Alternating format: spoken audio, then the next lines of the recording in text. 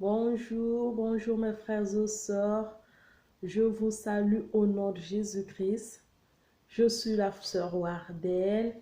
Je viens vers vous à travers cette vidéo, comme d'habitude, pour édifier les enfants de Dieu, pour s'encourager, pour les encourager à garder la robe propre, à se préparer pour le retour de Jésus-Christ. Donc aujourd'hui, je viens partager avec vous, à travers la vidéo, bien sûr, une vision que j'ai eue hier. Donc dans cette vision, je voyais, on était dans une église, dans une assemblée chrétienne, bien sûr.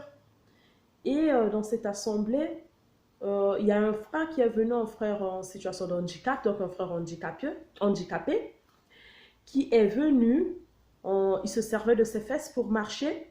Genre, il venait pour témoigner. On lui a donné le micro.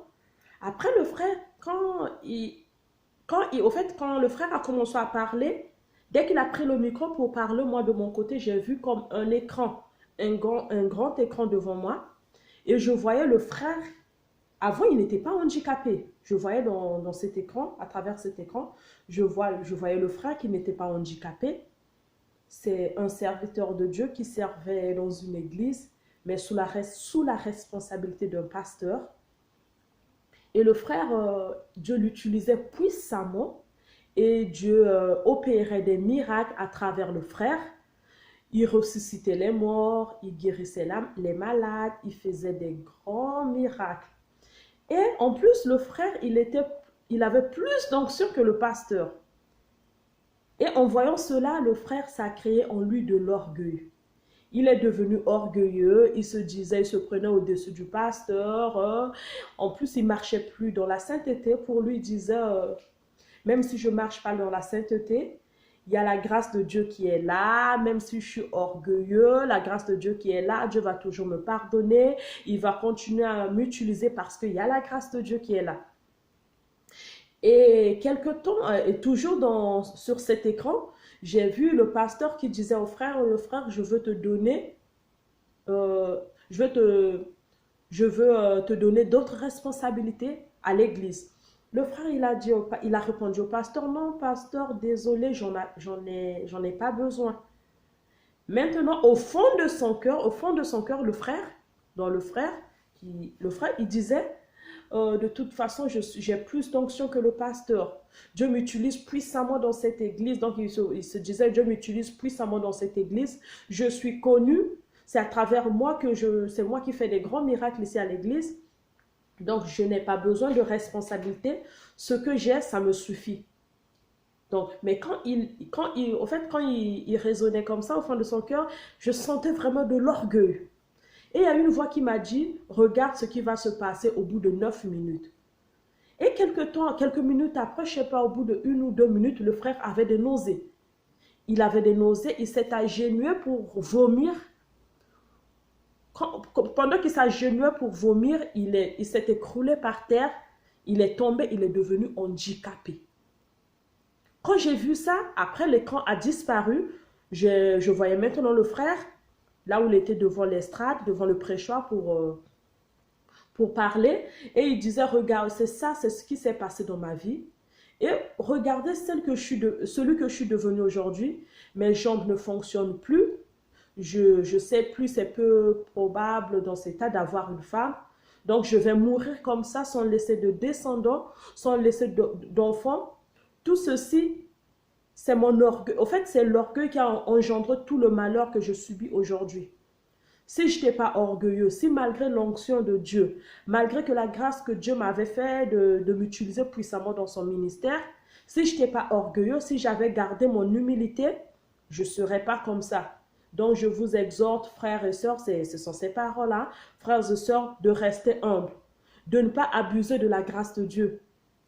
Même si aujourd'hui, Dieu t'utilise puissamment, tu es dans une église, dans une assemblée, sous la responsabilité d'un pasteur, et Dieu t'utilise puissamment plus que le pasteur, que ça crée pas, que ça crée pas de l'orgueil en toi. Tu te dis, ouais, je suis supérieur au pasteur, il y a la grâce de Dieu. Non, non, non. C'est ce que le frère disait. Après, quand je suis sortie dans cette vision, j'ai essayé de méditer la parole de Dieu sur ça. Et j'ai lu dans Proverbe 3, 34, la Bible nous dit que Dieu résiste aux orgueilleux, il fait grâce aux humbles. Et j'ai encore lu toujours dans Proverbe 31, verset 30, la Bible nous dit que la grâce est trompeuse. Donc c'est vrai, et j'ai constaté que c'est ce qui se passe actuellement dans les églises. Hein. L'église est malade. Nos églises, vraiment dans nos églises, la maladie qui règne actuellement dans les églises, c'est l'abus de la grâce. Les gens abusent de la grâce et c'est de l'orgueil. Tu peux voir dans une assemblée, parfois il y a un frère, une sœur que Dieu utilise puissamment dans la prophétie, à l'intercession. Dieu l'utilise puissamment. Et lui, il se croit au-dessus de tout le monde. Il commence à regarder les autres frères et sœurs de bas, les autres croyants de bas. Il se dit que moi, je suis supérieur, Dieu m'a fait grâce, je prophétise, j'opère des miracles. Donc, il commence à voir les autres au-dessous de lui. Donc, moi, je pense que l'église des frères et sœurs, l'église de Jésus-Christ, on doit changer. Si Dieu te fait grâce, ça ne veut pas dire que tu es exceptionnel. Si Dieu t'utilise, si Dieu te remplit de ton onction, ça ne veut pas dire que tu es exceptionnel. Surtout les hommes de Dieu. Tu as une grande église, tu as un ministère de feu, comme on le dit, mais ça ne veut pas dire que tu es exceptionnel. Parfois, le pasteur qui est à côté de toi, qui a une petite église avec, je ne sais pas, 20 à 30 membres, prie plus que toi, il cherche Dieu plus que toi, il vit dans la sanctification plus que toi, mais Dieu ne lui a pas fait grâce de lui donner le don, l'onction que Dieu t'a donné. Au fait, Dieu ne lui a pas donné le même don que toi. Donc, toi, ce que Dieu t'a fait, c'est la grâce. Donc, ne faut pas que cette grâce soit sujet d'orgueil. Tu commences à voir les autres pasteurs de bas, on t'invite dans une église et prêcher, tu te dis, moi, je ne vais pas aller là-bas, je suis un grand pasteur, là-bas, il n'y a que 50 membres, moi, je fais des grandes églises, je préfère prêcher aux États-Unis comme chez nous en Afrique. Les pasteurs, non, moi, je suis un pasteur, je préfère prêcher aux États-Unis, en France, partout. Moi, ce n'est pas dans une église de 50 membres ici en Afrique. La Bible dit, Dieu résiste aux orgueilleux. Serviteurs, servantes de Dieu, faisons attention. Faisons attention à l'orgueil. Si le diable, il a été chassé du ciel, c'est à cause de l'orgueil. Donc faisons attention. La Bible dit que Dieu résiste aux orgueilleux. Dieu, à travers cette vidéo, Dieu veut tirer l'attention des serviteurs de Dieu. Si vraiment tu te retrouves dans cette situation d'orgueil, je t'en supplie, prie le Seigneur, demande l'humilité du Saint-Esprit. Parce que malgré que tout ce que tu vas faire, malgré des miracles que tu opères qui s'opèrent dans ton église, mais si Jésus-Christ revient aujourd'hui, tu ne seras pas enlevé, tu vas rester. Parce que Dieu résiste aux orgueilleux. Et le deuxième point, je voulais aussi parler de nous les chrétiens, on abuse souvent de la grâce de Dieu. Tu vois, moi je préfère que la grâce de Dieu soit pour nous, comme on dit chez nous en Lingala, Libaku. Au Beti Libaku, au Kwei, tu demandes la grâce de Dieu. Donc tu trébuches quelque part, tu pêches involontairement et tu te rends compte que tu as péché et tu demandes à Dieu de te pardonner la grâce de Dieu. Mais si toi, un chrétien dans ton cœur, tu te dis, ouais, dans cette fois-ci, j'ai un rendez-vous, je vais aller commettre de l'impudicité. Après cet acte de l'impudicité, je vais demander pardon ou je vais quelque part, je vais voler, je vais tuer. Après avoir fait mon acte, je vais demander pardon à Dieu. Ça ne marche pas. Ça, c'est de l'iniquité. Ça, c'est d'abuser de la grâce de Dieu. Donc, il faut faire très attention. La Bible dit que la grâce est trompeuse. Qu'on ne se sert pas de la grâce de Dieu comme un savon. Tu te dis, je vais me salir, après il y a le savon, il y a de l'eau, je vais me laver pour devenir propre. Avec la grâce de Dieu, ça ne marche pas comme ça. Donc, faisons attention. Changeons notre façon de marcher. Changeons notre façon de voir la grâce de Dieu, essayons de marcher dans la sainteté, que le péché soit pour nous comme un acte involontaire. On a commis un acte involontaire, on s'est rendu compte que c'est pas normal, je viens de pécher, tu demandes pardon, là, c'est tout à fait normal, on est des humains, nul n'est parfait. Mais si toi, dans ta tête, tu te dis que je vais pécher, je vais tuer quelqu'un, après je vais demander pardon, mon frère, je te dis que là, ça ne marche pas. Il y aura des conséquences graves sur nos vies. Si c'est comme ça, si c'est notre façon d'utiliser la grâce de Dieu, ça, c'est abuser de la grâce de Dieu. Et j'ai vu dans cette vision comment le frère, il est devenu handicapé.